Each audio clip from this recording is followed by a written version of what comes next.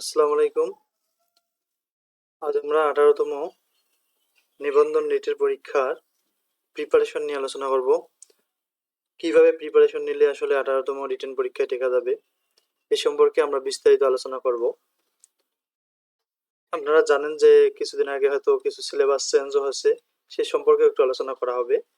এবং আসলে এই ভিডিওতে আমি লেকচারার এবং স্কুল 2 পর্যায়ে যতগুলো সাবজেক্ট আছে কি কি করলে এবং কোনগুলো ভালো করে পড়লে, কেমন প্রিপারেশন নিলে আপনারা পরীক্ষায় ভালো করবেন, কত মার্কস পেলে আপনাদের চাকরির নিশ্চয়তা থাকবে, সে সম্পর্কে একটা বিস্তারিত ধারণা দেওয়ার চেষ্টা করব।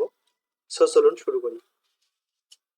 এখানে প্রথমেই আমরা বলছি যে লেখার ধরন কেমন হবে সেটার উপর ডিপেন্ডস করবে আপনার রিটেন রেজাল্ট। দ্বিতীয় কথা বলা হয়েছে প্রশ্ন কতটুকু লিখতে হবে। যেমন আমরা যদি জানি যে আমাদের অনার্সের ক্ষেত্রে কিন্তু 4 ঘন্টা সময় দেয়, আর এখানে নিবন্ধনের ক্ষেত্রে 3 ঘন্টা। ওখানে 4 ঘন্টায় যতগুলো প্রশ্ন লিখতে হয়, এখানে 3 ঘন্টায় ততগুলো প্রশ্ন লিখতে হবে। তাই প্রশ্ন কতটুকু লিখতে হবে সে সম্পর্কে একটা ধারণা দেওয়া হবে। লেখার সাইজ কেমন হবে, অনেকে অনেক বড় বড় লেখা লেখে, 8-10 পেজ একটা করে প্রশ্নের মধ্যে শেষ করে, এটাও একটু আলোচনা করা হবে। সমাজবিজ্ঞান অনুষদে কত মার্কস পেতে হবে। বর্তমান তো আপনারা জানেন সমাজবিজ্ঞান অনুষদে স্কুলের ক্ষেত্রে 7টি সাবজেক্ট অ্যাড হয়েছে। অন্যান্য বিষয়ে কত পেলে লিখিত পাশের আশা করা যায়। একটি প্রশ্নে কত মিনিট সময় দেবেন, লেখার জন্য কি রকম সময় ব্যয় করবেন, কোন কোন বই বা গাইড সহায়ক হবে, লিখিত পাশ হলে কি চাকরি হবে।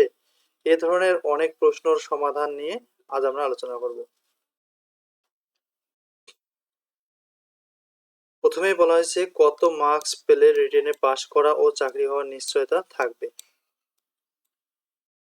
স্কুলের ক্ষেত্রে আপনাকে 60 থেকে 70 মার্কস তোলার চেষ্টা করতে হবে এবং পেতেই হবে। এই 60+ পেলে আপনি নিশ্চিত থাকবেন যে আপনার চাকরিটা হবে। স্কুল 2 এর ক্ষেত্রে আপনাকে 60 থেকে 70 মার্ক পেতে হবে। তার মানে স্কুল 2 বোথ আর সেম। কিন্তু কলেজের ক্ষেত্রে একটু ডিফিকাল্ট, কারণ কলেজের ক্ষেত্রে খুব কমই টিকায়। যেমন আমরা যদি লক্ষ্য করি যে 17তম নিবন্ধনটায় যে আমরা লক্ষ্য করি, এখানে কিন্তু কলেজের ক্ষেত্রে টিকিয়েছিল ৭০,০০০, অর্থাৎ প্রিলিতে টিকেছিল ৭০,০০০, আর রিটেনে টিকাইলো মাত্র 5,000। আর স্কুলের ক্ষেত্রে প্রিলিট টিকাইছে ৬৭,০০০, আর রিটেনে টিকালো 23-24,000। তাহলে দেখেন স্কুলে হিউজ পরিমাণ একটা টিকাচ্ছে, আর কলেজের ক্ষেত্রে সে তুলনায় অনেক নগণ্য। তাই কলেজের প্রিপারেশনটা একটু হার্ড হয় এবং অনেক মার্কস তুলতে হয়, সে অনুযায়ী একটা প্রিপারেশন নিতে হবে। নিম্নে এ ধরনের কিছু টিপস শেয়ার করা হলো। দেখেন, লিখিত পরীক্ষার জন্য আপনাকে যেভাবে প্রস্তুতি নিতে হবে, যদি আপনার বিষয় সমাজবিজ্ঞান অথবা এ ধরনের কোনো বিষয় হয়, তাহলে আপনি ৭০ নাম্বার পেলে মনে করতে পারেন যে আপনি লিখিত পরীক্ষায় উত্তীর্ণ হবেন। কিন্তু আপনার বিষয় যদি গণিত হয়, অর্থাৎ গণিত রিলেটেড, যেমন গণিত আছে, হিসাব বিজ্ঞান, পদার্থ রসায়ন, যেগুলো গণিত রিলেটেড সাথে সম্পর্কযুক্ত, এসব সাবজেক্টের ক্ষেত্রে কিন্তু 80+ মার্ক পাওয়ার চেষ্টা করতে হবে, কারণ গণিতে অনেকেই 80+, 90, 85 এ ধরনের মার্কস পেয়ে থাকে। আপনাকে প্রথমত আপনার বিষয়ের সাথে সম্পর্কিত 2টি প্রকাশনীর গাইড কিনতে হবে। তাহলে আপনাকে প্রথমে রিটেন প্রিপারেশন নেওয়ার জন্য আপনাকে 2টি প্রকাশনীর ভিন্ন ভিন্ন গাইড নিতে হবে। এরপর আপনার বিষয়ের, অর্থাৎ আপনি যে বিষয়ে অনার্স পাস করেছেন সে বিষয়ে একটু পড়তে হবে। তাহলে বোঝা যাচ্ছে আগে আপনাকে অনার্সের সাবজেক্ট আপনার একটু মানে রিসার্চ করতে হবে। এরপরে 2টি ভিন্ন ভিন্ন প্রকাশনীর গাইড নিতে হবে। কেউ কেউ বলে দিগদর্শন, ব্যতিক্রম, এ ধরনের অনেক গাইড আছে। কিন্তু আপনি আপনার মন মতো 2টি গাইড কিনবেন। প্রতিটা গাইডে আমি মনে করি ভালো। যে কোনো গাইড থেকে আপনি গাইড দেখলেই, সূচিপত্র দেখলেই আপনি জানতে পারবেন যে আপনার কোন কোন বিষয়গুলো পড়তে হবে এবং কোন কোন বিষয়গুলো বাদ দিতে হবে। উপরোক্ত বইগুলো থেকে 17তম পরীক্ষায় আসা বিগত প্রশ্নসমূহ আপনাকে বাদ দিতে হবে। তার মানে যেহেতু আপনি 18তম রিটেন পরীক্ষা দিচ্ছেন, তাহলে আপনাকে 17তম রিটেনের সকল কোশ্চেনের পরীক্ষা আপনাকে বাদ দিতে হবে। আপনার রিলেটেড সাবজেক্টের যে প্রশ্নগুলো আছে সেই প্রশ্নগুলো বাদ দিতে হবে। ধরে নেন বর্তমান সমাজবিজ্ঞানে যেহেতু 7টা সাবজেক্ট, এই 7টা সাবজেক্টে আসা 17তম প্রশ্নগুলো আপনি বাদ দিতে পারেন, দিয়ে 16তমতে আসা এবং 15তমতে 14তমতে আসা প্রশ্নগুলো আপনি কালেক্ট করতে পারেন। ওই 7টা সাবজেক্টে যেহেতু এখন পড়তে হবে, তাই যখন পূর্ণাঙ্গ একটা সাজেশন ওরা দিবে এনটিআরসিএ যখন একটা সিলেবাস ভালোভাবে দিয়ে দিবে তখন কিন্তু পুরো প্রকাশনী বই বানাতে সক্ষম হবে। এখনো কিন্তু কোনো বই বানানো হয়নি। তাই আপনারা আপনাদের এই রিলেটেড অনার্সের সাবজেক্ট, ইন্টারেস্ট সাবজেক্ট থেকে আপনারা এখন থেকে একটা প্রিপারেশন নিতে পারেন। এখানে দেখা যাচ্ছে 13, 14, 15 ও 16তম এর আলোকে আপনাকে একটি নোট তৈরি করতে হবে। এই নোটে যদি প্রশ্ন কম হয় তাহলে আরও কিছু প্রশ্ন গুরুত্বপূর্ণ আপনাকে অ্যাড করতে হবে। সে প্রশ্ন সমূহ নোটে অ্যাড করতে হবে। তার মানে আপনাকে 14, 15, 16 প্রশ্ন পড়তে হবে যেগুলো 17তম পরীক্ষায় আসে নাই।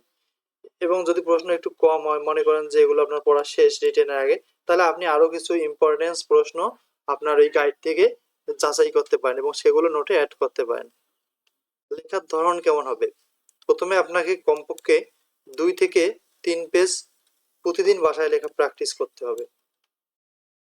5-6টি লাইন আপনাকে ভিন্ন ভিন্ন লিখতে হবে, অর্থাৎ এক একটি লাইন লেখার জন্য এক এক ধরনের হয়।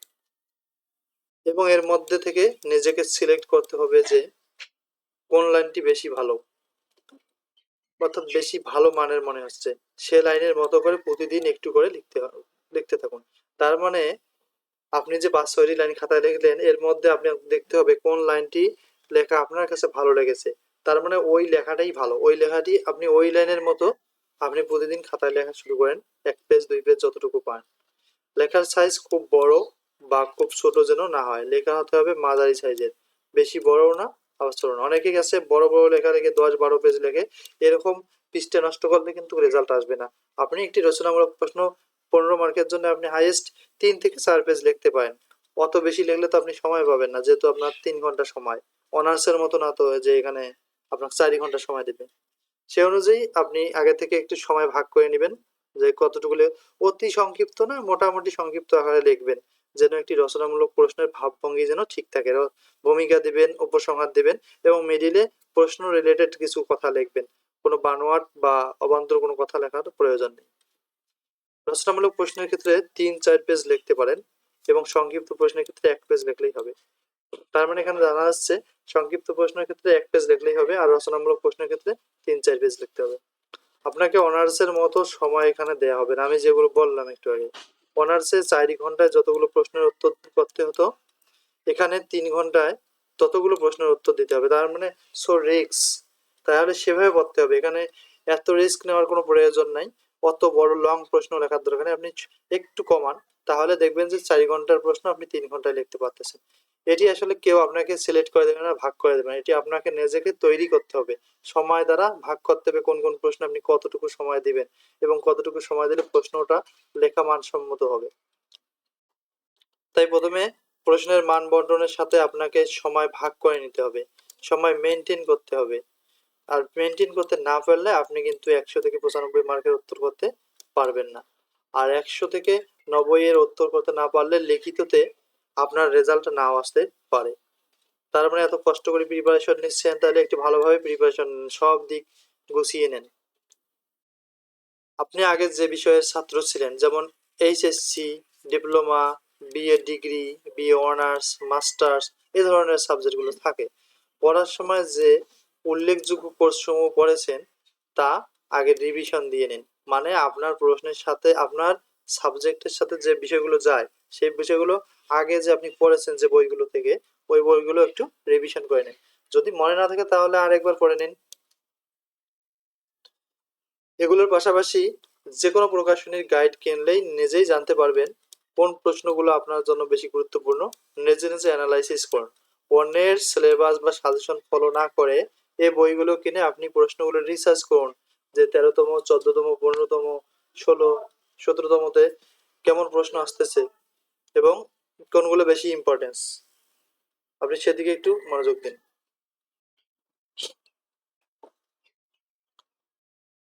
প্রশ্ন প্যাটার্ন বুঝে প্রস্তুতি নেবেন। হুবহু বইয়ের সম্পূর্ণ প্রশ্নের উত্তর লিখবেন না, কিছুটা শর্ট করে গুছিয়ে লিখবেন যাতে সময়ও ঠিক থাকে এবং লেখাও সুন্দর ও মানসম্মত হয়। তাহলে বোঝা যাচ্ছে যে হুবহু বইয়ের পৃষ্ঠা, অর্থাৎ বইয়ের যে প্রশ্নটার উত্তর আছে সেটা কিন্তু লং, আর ওই প্রশ্ন লিখতে গেলে একটিতে আপনার 30-40 মিনিট সময় লাগবে। সুতরাং বইয়ের প্রশ্ন সম্পূর্ণ আপনার নেওয়া যাবে না। বইয়ে যদি পয়েন্ট থাকে 20টা, আপনি 15টা বা 12টা পয়েন্ট সিলেক্ট করেন এবং সেখান থেকে কিছু শর্ট করেন, যেন আপনি 22 থেকে 20 মিনিটের মধ্যে একটি রচনামূলক প্রশ্ন লিখতে পারেন। তাহলে আপনাকে অবশ্যই নোট করে পড়তে হবে, কারণ বইয়ের ভাষায় আপনার লেখা যাবে না। বইয়ের ভাষায় লিখতে গেলে আপনি অত সময় পাবেন না, যে কোনো বইয়ের ভাষায়। একেবারে হুবহু বইয়ের ভাষায় না লিখে ওই রিলেটেড কিছু ইউনিক বাক্য আপনার নিজের ভাষায় লেখার চেষ্টা করুন।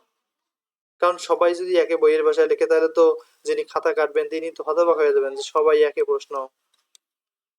একবার ভাবুন তো, 15 জন ছাত্রের সবার লেখা যদি একই হয় এবং আর 5 জন ছাত্রের লেখা একটু কোয়ালিটি ফুল হয়, কোন ছাত্রগুলো রিটেনে টিকতে পারে? তার মানে 15 জনের লেখা সেম এবং 5 জনের লেখা একটু ব্যতিক্রম এবং মানসম্মত, ইউনিক। তার মানে টিচার কিন্তু ভাববে যে এই 5 জন হচ্ছে এখানকার মধ্যে ট্যালেন্ট, তাকেই নাম্বার বেশি দিবে। সুতরাং সেভাবে আপনি লেখার চেষ্টা করুন। সিট সংখ্যা কোন ক্ষেত্রে কেমন থাকে?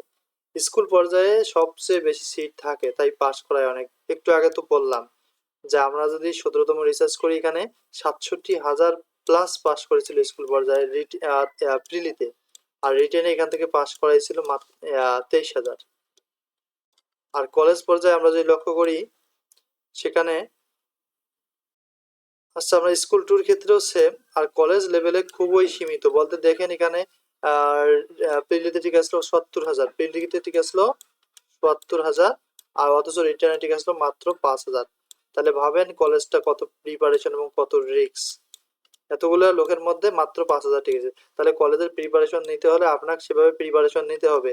এরকম ছোট শর্টকাট সাজেশন দেখে কোনো লাভ নাই, যে সাজেশনটি আপনি 2টি গাইড কিনবেন এবং আপনি আপনার অনার্সের বই রিলেটেড প্রশ্ন দেখবেন যেগুলো পরীক্ষায় আসার মতো এবং এসেছে 14, 15, 13-তে, সেগুলো থেকে আপনি নিজে একটি নোট করুন।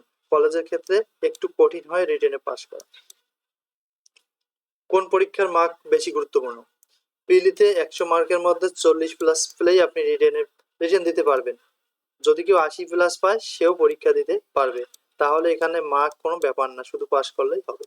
তার মানে বোঝা গেল যে প্রিলিতে নট সো ম্যাটার, এটা তেমন বিষয় না। এটা শুধুমাত্র পাস মার্ক থাকলেই হয়, কত পেয়েছেন এটা দেখার বিষয় না, শুধু পাস করলেই হলো। তার মানে এখানে মার্কসের কোনো গুরুত্ব তেমন নেই, শুধু পাস মার্কটাই দরকার।